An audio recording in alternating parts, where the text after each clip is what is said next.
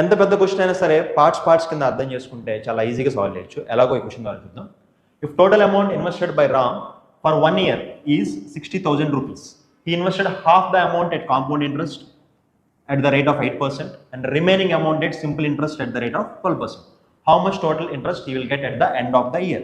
So 1 year కి తను invest చేశాడు 60,000 రూపీస్ని. హాఫ్ అమౌంట్ ఏమో కాంపౌండ్ ఇంట్రెస్ట్కి, హాఫ్ అమౌంట్ ఏమో సింపుల్ ఇంట్రెస్ట్కి తను ఇన్వెస్ట్ చేశాడు. అయితే ఇక్కడ పాయింట్ ఏంటంటే at the end of the year, అంటే అతను ఇన్వెస్ట్ చేసింది 1 yearకే కదా, 1 yearకే అయినప్పుడు కాంపౌండ్ అయినా సింపుల్ అయినా డిఫరెన్స్ ఏముండదు. ఈ కాన్సెప్ట్ మీరు అర్థం చేసుకోవాలి. For first 1 year simple interest అయినా కాంపౌండ్ ఇంట్రెస్ట్ అయినా ఈక్వల్. ఓకే, సో దీన్ని మీరు ఎఫెక్టివ్గా సింపుల్ ఇంట్రెస్ట్ అని కన్సిడర్ చేసుకోవచ్చు. Okay, so half of the amount at 8% and half of the amount at 12%. టోటల్గా ఎంత ఇంట్రెస్ట్ వస్తుంది?